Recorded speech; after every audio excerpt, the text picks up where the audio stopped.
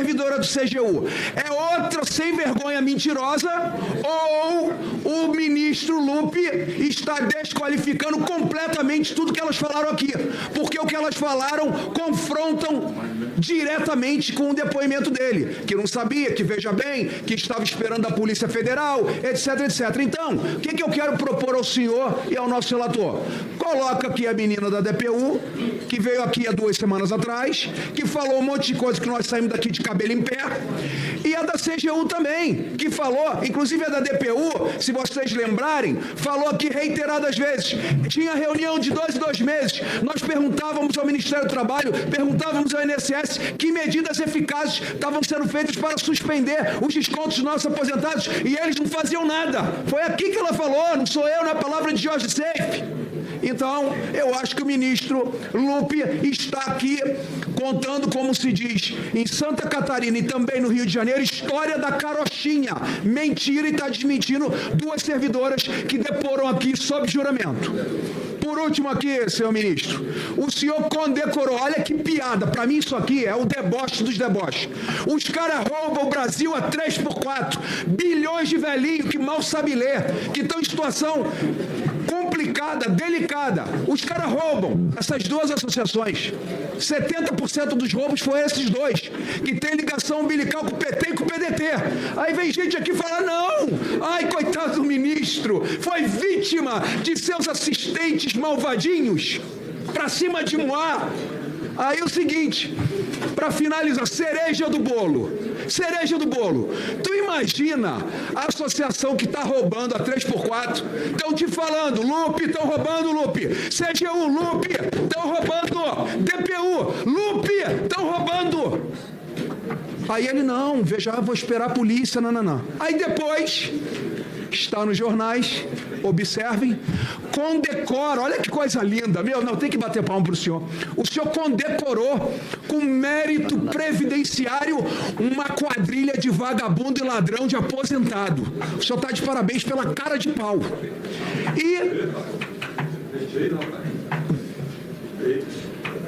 Eu te perguntei alguma coisa? Senador, senhores, por favor. Senador, por favor. Senador, por favor.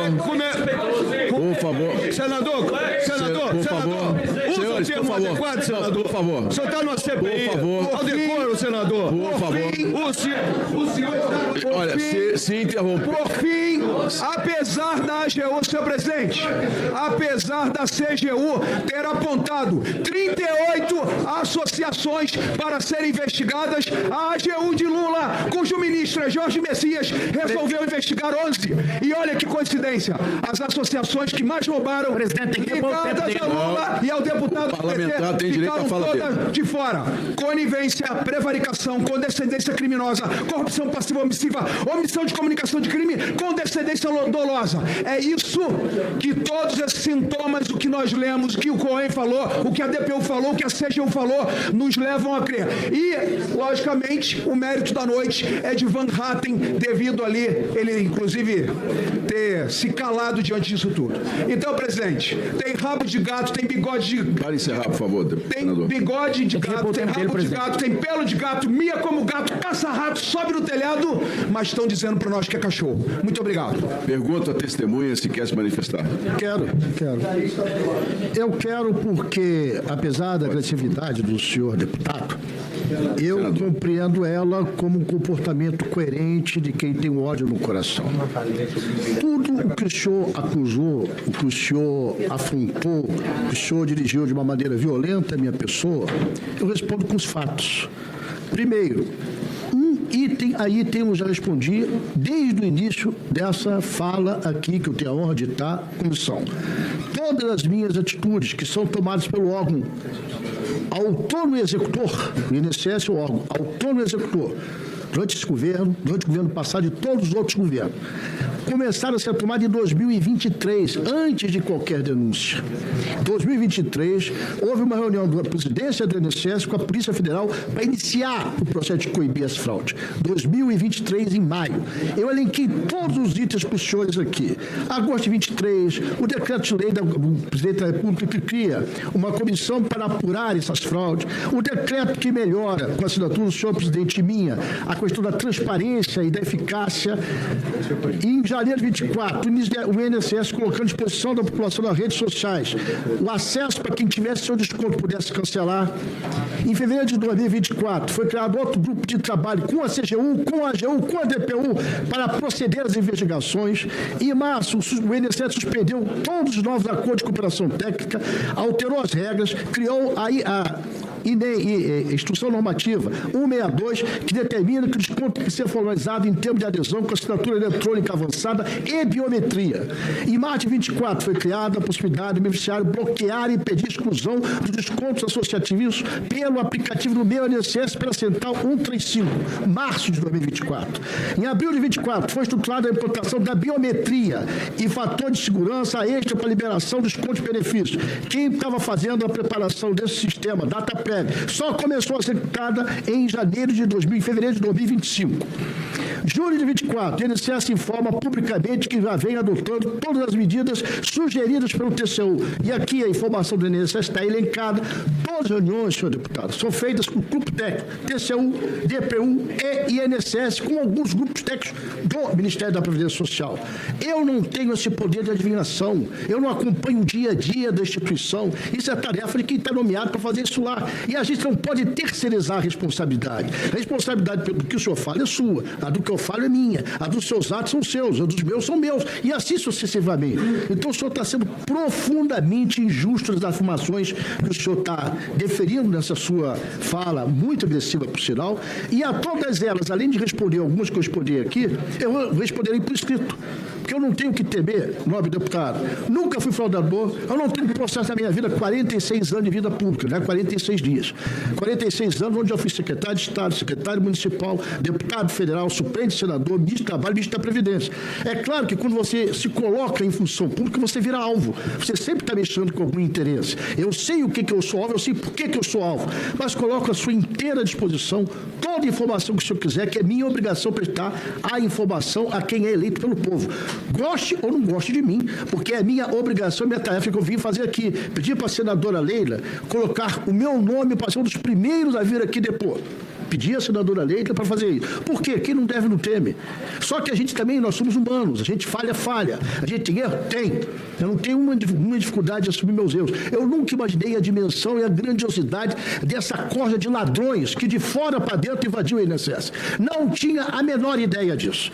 Sabia que tinha fraude, sabia que tinha denúncia, tomamos as providências, todas elas estão elencadas ano a ano, mês a mês, dia a dia. Agora, infelizmente, o resultado não foi o que eu esperava e acabou acontecendo pela primeira vez uma investigação está verdadeiramente apurando e apontando culpados, apontando responsáveis. Acho que isso vai correr, os senhores vão acompanhar, a Polícia Federal vai fazer, a Justiça vai se pronunciar e eu quero cadeia para aqueles que roubaram os nossos aposentados pensionistas. Muito obrigado pela paciência de me ouvir.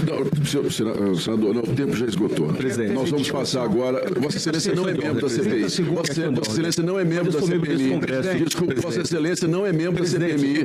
Vossa Excelência não tem pela ordem. E eu fui xingado como senador. Senhor presidente. Deputado, o senhor não tem pela ordem a fala aqui, porque o senhor não é membro da CPI.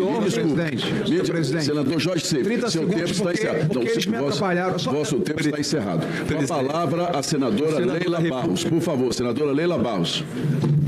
Um senador da República, presidente, mandou um parlamentar se fuder nessa casa. Excelência, o senhor não é membro dessa CPI. E essa comissão precisa responder ao deputado Paulo. Com a palavra... Questão de ordem. Foi não, questão de ordem. Senhor presidente, por gentileza. Sim, senhor. Artigo 19. Sim.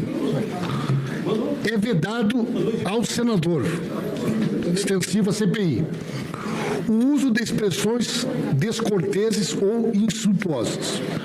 Insultuosas, certo? Perfeitamente. É evidente que, por repetidas vezes, o senador usou a palavras de vagabunda, ladrão, insultou metade do mundo. Diz aqui, Artigo 22, parágrafo 1º. Sempre que o parlamentar usar expressões descorteses ou insultuosas, caberá ao presidente adverti-lo no momento, usando a expressão atenção. Se não for suficiente, o presidente deverá dizer: senador fulano, atenção. Não bastando o aviso, o presidente deverá retirar-lhe a palavra. Insistindo o senador em desatender as advertências, o presidente determinará sua saída do recinto, o que deverá ser feito imediatamente. O Senado, artigo 18, o senador, no uso da palavra, poderá ser interrompido pelo presidente cada vez que desobservar o artigo 19 ou por qualquer outro parlamentar. Artigo 18, parágrafo 2º, inciso B. Portanto, presidente, com toda a boa vontade, não é razoável que um parlamentar se dirija a um colega, a um depoente. Olha a maneira que ele tratou as duas senhoras servidoras públicas que vieram aqui, duas mulheres que nem presentes estão. Foram chamadas aqui de ofensas, sem ter direito a se defender. Então, presidente, está aqui o regimento. Pois não, senhor. Cabe ao senhor garantir o cumprimento do regimento. O que foi feito aqui por esse parlamentar é inadmissível, é totalmente contrário ao regimento. Vossa Excelência teria a obrigação regimental de ter cassado a palavra dele na hora. Então, o senhor me desculpe, não quero ficar fazendo questão de ordem, mas se o senhor não fizer valer o regimento e não exigir dos parlamentares compostura, respeito, eu vou ser obrigado a interromper cada vez que pedir questão de ordem. Então, eu quero pedir a Vossa Excelência que daqui para frente, qualquer parlamentar que usar a palavra ofensiva, insultuosa, descortês, imediatamente o senhor cumpra o que dispõe o artigo 22, para que a gente possa garantir. Depois, se vira tumulto, confusão, é só cumprir o regimento. Então, peço a Vossa Excelência que, a partir de agora, seja implacável no cumprimento do artigo 19, do artigo 22 e do artigo 18 do regimento do Senado. Eles interrompem, xingam e depois ficam reclamando. Presidente, para contraditar a questão de ordem. Por favor. Para contraditar a questão de ordem, deputado Pimenta, ele pediu anteriormente. Vossa Excelência também não é membro dessa CPMI. Não há palavra pela ordem aqui aos não membros. Por favor. Eu vou acatar, vou recolher a questão em parte.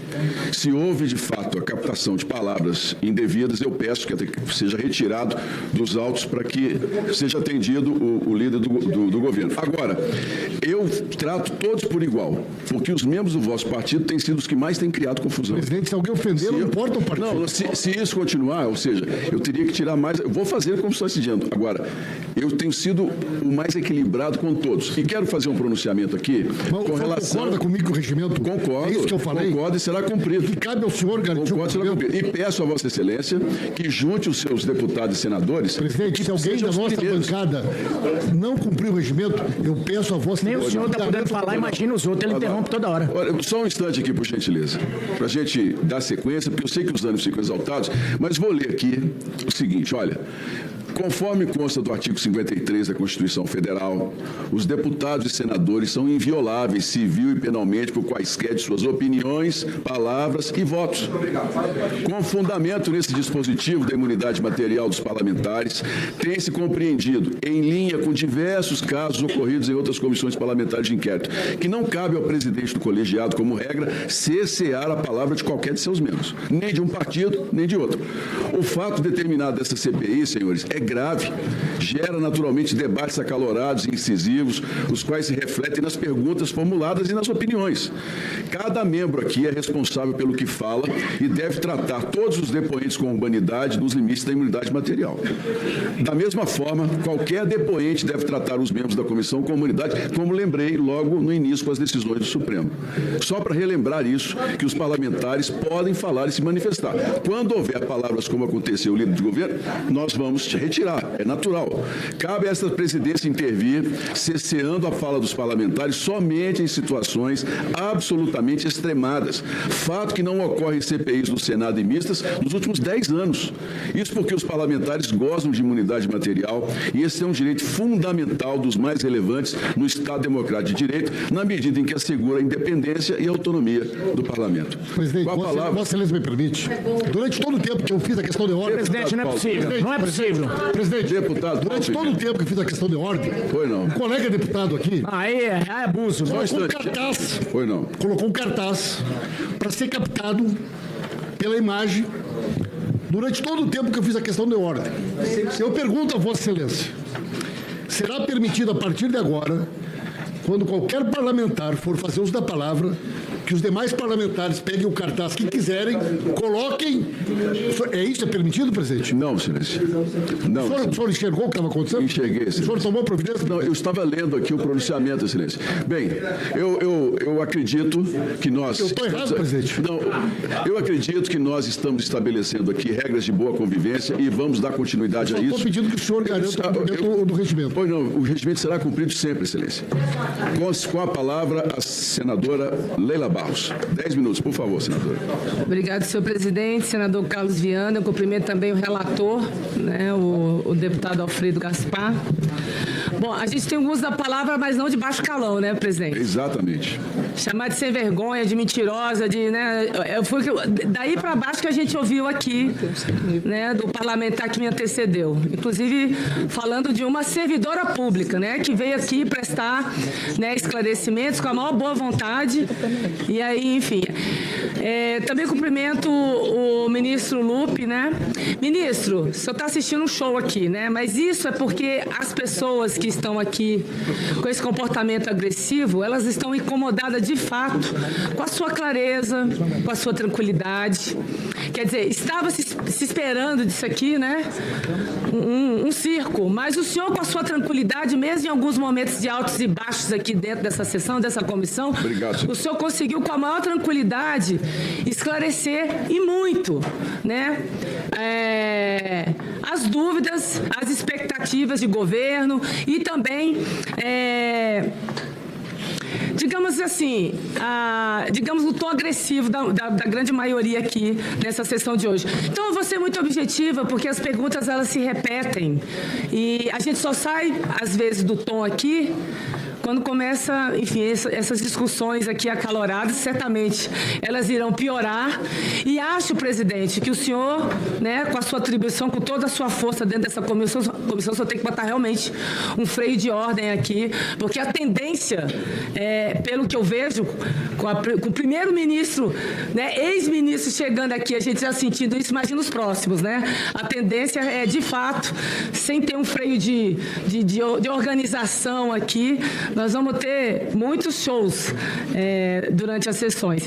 Então, o ministro Lupe, eu gostaria de perguntar ao senhor, bom, se você poderia nos explicar que, diante dos fatos revelados, quando que começa o esquema de descontos indevidos e quais as fragilidades que você percebeu que permitiram a implantação, a manutenção desses descontos? Eu falo dentro da instituição, entendeu? Do INSS. Eu não estou vendo ela. Só um instantinho, deputada. Isso, muito obrigado. Nada, mas... Eu peço desculpa, mas por educação eu gosto de olhar para a pessoa que está me fazendo a pergunta.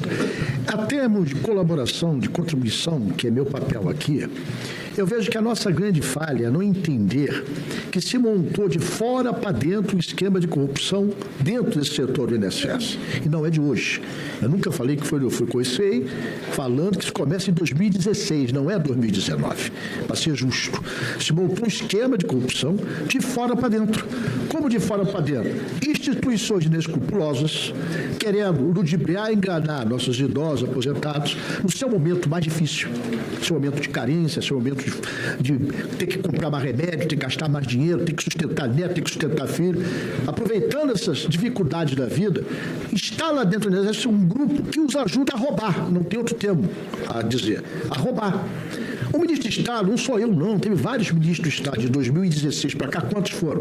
Responsabilizar o ministro sobre os atos de um órgão de terceiro nível, porque aí é o diretor, é a divisão, é um absurdo, é de uma falta de respeito à cidadania tremenda, porque ninguém pode ser responsável por atos de terceiro em nenhuma parte do mundo e no lugar do planeta Terra. Cada um é responsável pelos seus atos. Como eu acredito, depois de acontecer o que aconteceu, depois do que eu li, né, e fui tomando conhecimento ao longo dos anos, o maior fator de correção nisso é, dentro do INSS, acabar com esse sistema. Por isso, eu acho salutar não ter mais desconto em folha. Não tendo desconto em folha, o que acontece? As partes interessadas ou se entendem, ou passam um PIX, ou passam uma nota fiscal, ou faz o pagamento direto. Para que o INSS tem que envolver-se nisso? Da mesma forma, repito, eu acho que deve acontecer com desconto dos empréstimos consignados. Porque onde entra o INSS? Qual a vantagem do INSS? Isso? Nenhuma. E nós temos mais de 1.200.000 pedidos todo mês para responder, atrasa a resposta aos pedidos, temos que deslocar funcionários para fazer esse serviço e alimenta esse grupo mafioso de fora para dentro para roubar os nossos aposentados e pensionistas. Então, para mim, tirar a responsabilidade do INSS de fazer esse desconto em fundo, ficar entre as partes esse processo, acho um erro, é uma opinião apenas, viu? Tenho direito dessa opinião. Querer passar o aferimento das taxas de juros para o Banco Central. É botar a raposa no galinheiro. O Banco Central é do sistema financeiro. Botar ele para aumentar as taxas dos aposentados é sangrar cada vez mais quem mais precisa desse dinheiro. Mas isso é uma opinião minha, meu direito de ter minha opinião. Então, eu acho que não é responsabilidade, não deveria ser responsabilidade do INSS, tem muita coisa muito mais importante para ela fazer, e a transparência tem que ser cada vez maior, é a minha opinião. Tá. Em sua avaliação, havia, quando o senhor assumiu o Ministério, gargalos de pessoal, de orçamento ou de tecnologia no Ministério, no próprio INSS ou no DataPrev, que expliquem o ocorrido? E como é que está a situação agora? Ainda há. Eu vou começar respondendo o final, querida senadora. Ainda há. A nossa DataPrev, ela estava sendo colocada para leilão no final do governo passado. Ela começou do zero, praticamente. Ela é uma instituição que tem muita respeitabilidade, ela tem tecnologia de ponta, mas não dá conta de atender a tantas demandas que tem do governo e agora vendendo serviços também para fora do governo.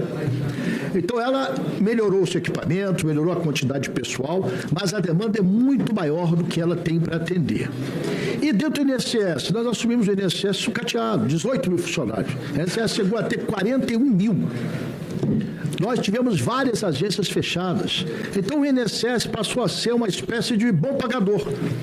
Muitos desses chamados pastinhas, atravessadores, eu chamo de péssimos advogados que não representam com dignidade sua instituição, colocavam na frente de uma agência do INSS, que são 1.600, mais as acordos de cooperação com municípios, chega a quase 4 mil, um escritório para dizer, resolve o seu problema da Previdência aqui. E as pessoas, em vez de ficar na Previdência, que demorava, porque esses funcionários estavam cuidando de outros setores que não eram do benefício da Previdência, iam nos escritórios, ficavam ricos esses escritórios em detrimento da população que carente não conseguia ter resposta. Nós procuramos melhorar a informatização, procuramos fazer mutirão, por exemplo, para a área da medicina, da perícia médica, procuramos fazer o concurso, chamamos mais de 1.500 funcionários do INSS, agora ainda está aquém do que é necessário.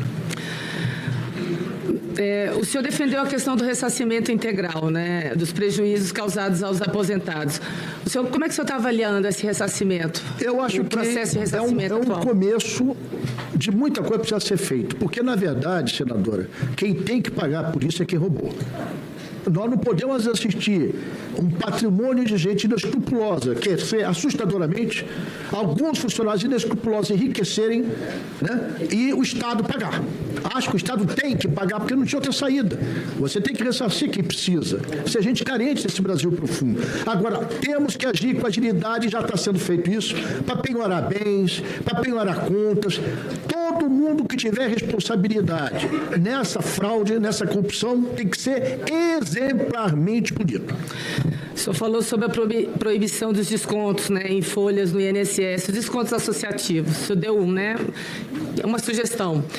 queria que o senhor reforçasse de novo as outras recomendações que, ao seu ver, o seu pensamento pessoal, né? A sua sugestão pessoal. Você poderia falar novamente a respeito dessas suas sugestões com relação... O associativo já foi aprovado, que me parece ontem, não ter mais desconto em folha dos associativos. Parece que foi aprovado ontem na Câmara. Acho que está vindo aqui para o Senado. Eu acho que isso tem para além. Acho que isso tem que ir além. Tem que acabar também dos empréstimos consignados. Por quê? Há muitas denúncias, até eu falei isso no início aqui, eu recebia muito mais denúncia dos empréstimos consignados do que os associativos. Então, há muita denúncia de quem pega esse dinheiro emprestado, de vir taxas a mais que eles não tinham autorizado, de vir seguros que eles não pediram. Então, mais uma vez, senadora Leila, por que o Estado, aí o INSS, tem que entrar para administrar a relação entre partes? É uma relação minha, que é aposentado, que peço dinheiro emprestado ao banco. Eu tenho que resolver com o banco. Não é o INSS ser intermediário. O INSS ser intermediário disso dá mais trabalho ao INSS, que já tem muita coisa para fazer, e facilita o aparecimento de gente inescrupulosa que vai querer roubar os nossos aposentados pensionistas. Obrigado, senadora Leila. Obrigado, senhor presidente. Eu solicito ao líder do governo e da oposição uma reunião rápida, que a sessão está suspensa por 15 minutos.